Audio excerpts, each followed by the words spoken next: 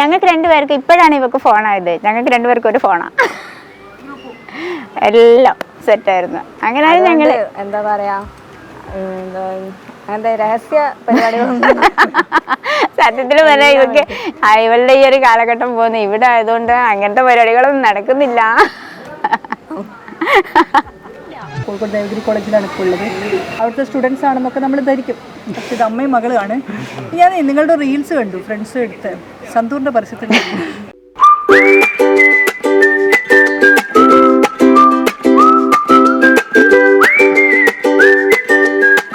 ഗംഗാദേവി നീതു ഇവിടെ ഒരു കഥയുണ്ട്.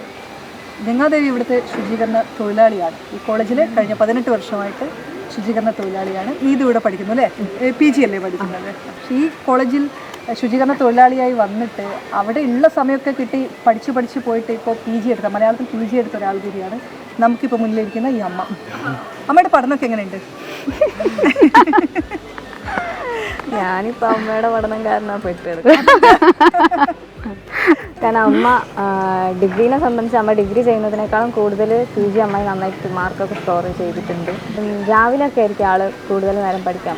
അമ്മ പഠിക്കുമ്പോൾ ഞാൻ അധികം എന്തെങ്കിലുമൊക്കെ പ്രശ്നമായിട്ട് ചെല്ലും. എന്നാലും രാത്രി ലേറ്റായിട്ട് ഇരുന്ന് പഠിക്കും, രാവിലെ നേരത്തെ എണീറ്റ് പഠിക്കും. അങ്ങനെയൊക്കെയാണ് ആൾ. 2006 ദേവഗിരിയിൽ വന്നത്. ഇവക്ക് അന്ന് 2.5 വയസ്സുണ്ടാവും. അവൾ ഇവിടെ തന്നെ ഉണ്ട്. അവൾ സത്യത്തിൽ പറഞ്ഞാൽ ദേവഗിരി വിട്ടവർ ഞാൻ പറഞ്ഞില്ലേ, ദേവഗിരി വിട്ടിട്ട് ഒരു കളിയും ഞങ്ങൾക്കില്ല. ഹസ്ബൻഡും ഇവിടെ തന്നെയാണ് പെയിൻറ്റിങ് ആയിട്ട്. ക്യാമ്പസ് വൃത്തിയാക്കുന്നതിനിടയിൽ പഠിപ്പിക്കുന്നതാണ് ഗംഗാദേവി കേൾക്കുന്നത് മുഴുവൻ. അങ്ങനെയാണ് എന്നോ മുടങ്ങിപ്പോയ പഠനം വീണ്ടും തുടങ്ങണമെന്ന ആഗ്രഹമുണ്ടാകുന്നത്. ഞാൻ ക്രിസ്ത്യൻ കോളേജിലാണ് പഠിച്ചത്. അതിന് പ്രീ ഡിഗ്രി ആയിരുന്നു. പക്ഷെ അത് പ്രീ ഡിഗ്രി കൊണ്ട് കഴിയുമ്പോഴേക്കും കല്യാണമൊക്കെ കഴിഞ്ഞു. ഞാൻ 2017 ഡിഗ്രി സ്റ്റാർട്ട് ചെയ്യുന്നത്.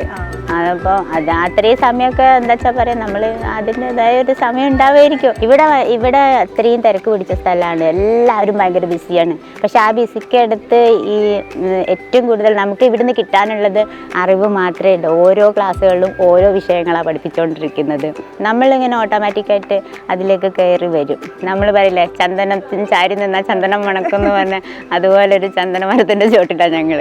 പിന്നെ ഞങ്ങളിങ്ങനെ പഠിക്കാണ്ടിരിക്കും. പിന്നെ നമ്മൾ പഠിക്കാമെന്ന് പറയുമ്പോൾ തന്നെ ഇവരെല്ലാവരും ഭയങ്കര സപ്പോർട്ടാണ്. ടീച്ചേഴ്സ് ആണെങ്കിലും അച്ഛന്മാരാണെങ്കിലും. എനിക്ക് സർട്ടിഫിക്കറ്റ് വരിക കാലിക്കറ്റ് യൂണിവേഴ്സിറ്റി ആണെങ്കിലും ഞാൻ പഠിച്ചത് മുഴുവൻ ഇവിടെ ആയിരിക്കും എന്നുള്ളതാണ്. എൻ്റെ മക്കളെ പോലെ തന്നെ ഞാൻ ഇവിടുത്തെ പിള്ളേരെ കണ്ടിട്ടുള്ളൂ. അവരങ്ങനെ തന്നെയാണ്. കാരണം എന്തുണ്ടെങ്കിലും അവർ അങ്ങനെ തന്നെ നമ്മളെ വിട്ട് കളയുന്ന അത് അങ്ങനത്തെ ജോലിയാണ്, നിങ്ങൾ ആ ജോലിയാണ് ചെയ്യുന്നതെന്ന് വെച്ചിട്ട് ഇവിടുത്തെ പിള്ളേർ ഒരിക്കലും അങ്ങനെ കണ്ടിട്ടില്ല എന്നുള്ളതാണ്. ഡിഗ്രി എടുത്തപ്പോൾ ഗംഗാദേവിക്ക് ആത്മവിശ്വാസം കൂടി. അങ്ങനെയാണ് ബിരുദാനന്തര ബിരുദവും കരസ്ഥമാക്കുന്നത്. ഇനിയും സ്വപ്നങ്ങൾ ഏറെയുണ്ട്. നമ്മളിങ്ങനെ പഠിച്ചുകൊണ്ടിരിക്കുമ്പോൾ നമുക്കിങ്ങനെ എഴുതും വായനയൊക്കെ ആയിട്ട് നമ്മൾ പോകുന്ന സമയത്ത് നമുക്ക് പിന്നെ അത് വെക്കാൻ തോന്നില്ല. പിന്നെ ഞാൻ വിചാരിച്ചാൽ പിന്നെ വെറുതെ എന്തിനാ നിൽക്കുന്നത്, എനിക്ക് സമയമുണ്ട്. കാരണം ഇവളുടെ കാര്യങ്ങളൊക്കെ നോക്കി വലുതായി പോയി, ഇനി ചെറുതല്ല. അമ്മ നെറ്റ് എഴുതണമെന്ന് പറഞ്ഞിട്ട് നിൽക്കുന്നുണ്ട്. അപ്പം ഞാനും എഴുതേണ്ടി വരും ഒരുമിച്ച്. അവളെ പെടുത്താന്നുള്ളതാണ്. അതാണ് നെറ്റ് എഴുതണം എന്നുള്ളത്. നെറ്റ് കുറച്ച് ബുദ്ധിമുട്ടാണ്. നമ്മൾ ഈ കളിക്കുന്ന കളിയൊന്നുമല്ല. കാരണം അത്രയും നമ്മൾ എഫേർട്ട് എടുക്കണം. അതിനൊക്കെ ഒരു സമയവും കാര്യം. പിന്നെ ഏട്ടൻ്റെ ഒരു സപ്പോർട്ടാണ്. കാരണം ഞങ്ങൾ രണ്ടാളും ഒരുമിച്ച് പഠിക്കുന്ന ഒരേ ടൈമിന്. സത്യമായിട്ടും ആള് നന്നായിട്ട് കഷ്ടപ്പെടുന്ന. എന്നെ സംബന്ധിച്ച് നോക്കുമ്പോൾ ഇവിടുന്ന് എല്ലാവരും പറയുന്നതാണ് നീ ഭയങ്കര സപ്പോർട്ടാണ്. ശരിക്കും ഞാനല്ല സപ്പോർട്ട് അച്ഛനാണ്. ഏട്ടൻ തന്നെ പറയും, നിങ്ങൾ രണ്ടാളും പഠിച്ചോ, പക്ഷെ ഇതൊക്കെ റിസൾട്ടായിട്ട് കാണണം. എൻ്റെ ക്ലാസ്സിൽ 13 കുട്ടികളാണ്. ഞങ്ങൾ 13 ആൾക്കാർ നല്ല കമ്പനിയാണ്. 14ാമതായിട്ട് അമ്മയും വരാറുണ്ട്. ഞാനും എൻ്റെ ഫ്രണ്ട്സും മാത്രമല്ല, ദേവഗിരിയിലെ ഒരുവിധം കുട്ടികളൊക്കെ ആയിട്ട് അമ്മ കമ്പനിയാണ്. ഇതിപ്പോൾ ഞങ്ങൾക്ക് രണ്ടുപേർക്ക് ഇപ്പോഴാണ് ഇവക്ക് ഫോണായത്. ഞങ്ങൾക്ക് രണ്ടുപേർക്കും ഒരു ഫോണാണ്. എല്ലാം സെറ്റായിരുന്നു. അങ്ങനെ ഞങ്ങൾ എന്താ പറയാ അങ്ങനത്തെ രഹസ്യ പരിപാടികളൊന്നും സത്യത്തിൽ പറയാം ഇവക്ക് ഇവളുടെ ഈ ഒരു കാലഘട്ടം പോകുന്നു ഇവിടെ ആയതുകൊണ്ട് അങ്ങനത്തെ പരിപാടികളൊന്നും നടക്കുന്നില്ല.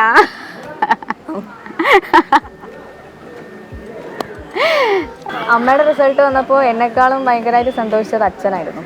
അച്ഛനാണ് ഭയങ്കര എക്സൈറ്റ്മെൻറ്റോടെ. അച്ഛനാണ് ഞാൻ ആദ്യം വിളിച്ചു പറഞ്ഞത് അമ്മ പാസ്സായിട്ടുണ്ട്. അച്ഛൻ സൈറ്റിൽ നിന്ന് അമ്മേൻ്റെ അടുത്തേക്ക് ഓടി വന്നിട്ട് പറഞ്ഞ പാസ്സായിട്ടുണ്ട് എന്ന്. എന്നെ സംബന്ധിച്ച് ആ ഒരു ടൈമിനാണ് എൻ്റെ PG ഫസ്റ്റ് സെം റിസൾട്ടിന് ഞാൻ വെയിറ്റ് ചെയ്ത് നിൽക്കുന്ന ടൈമും. അപ്പോൾ അമ്മ പാസ്സായി, ഞാനാണെങ്കിൽ എനിക്കൊരു പേടി, ഞാനിനി എന്താവും. പക്ഷെ ഞാൻ പാസ്സായി. അപ്പോൾ ഒരു സന്തോഷം, ഒരു ടെൻഷൻ ഉണ്ടായിരുന്നു. കാരണം അമ്മ പാസ്സായി, ഞാൻ പാസ്സായില്ല. ഒരു പേപ്പറൊക്കെ എനിക്ക് അഥവാ പോയാൽ ഞാൻ എങ്ങനെ ഇനി ദേവഗിരിനെ ഫേസ് ചെയ്യും എന്നുള്ളൊരു ടെൻഷൻ എനിക്ക് നന്നായിട്ടുണ്ടായിരുന്നു. അമ്മ എക്സാം കഴിഞ്ഞ് വന്നിട്ടുണ്ടെങ്കിൽ പിന്നെ ഹാളിൽ ഇരുന്ന് ഇങ്ങനെ നോക്കും, ഇത് എഴുതിയിട്ടുണ്ട്, ഇത് വന്നിട്ടുണ്ട്, അപ്പോൾ പാസ്സാവും എന്നുള്ള അമ്മയ്ക്കൊരു കോൺഫിഡൻസ് ഉണ്ടാവും. എനിക്ക് എക്സാം കഴിഞ്ഞ് കഴിഞ്ഞാൽ ഓക്കെ, അതവിടെ കഴിഞ്ഞു, പിന്നെ അതിനെ പറ്റി ഞാൻ ചിന്തിക്കാറില്ല. എന്നെക്കാളും കൂടുതൽ ഫ്രണ്ട്സിനായിരുന്നു ഭയങ്കര സന്തോഷം. കാരണം ഇത്രയും നിന്നിട്ട് അമ്മ പാസ്സായി നിതു എന്നൊക്കെ പറയുമ്പോൾ പിന്നെ എനിക്ക് മെല്ലെയാണ് വന്നത് ഇമോഷൻ. അമ്മ പാസ്സായി. ഇവിടെ ഇപ്പോഴാണ് ഞാൻ അറിയുന്നത് എന്താണ് ആ ഒരു വിജയത്തിന് പിന്നിലുള്ളത് എന്നത്. ജീവിതം പലപ്പോഴും ഇങ്ങനെയാണ്. പ്രതിസന്ധികളെ തട്ടിമാറ്റി മുന്നോട്ട് നീങ്ങുമ്പോൾ മനോഹരമായി ചിരിക്കാം.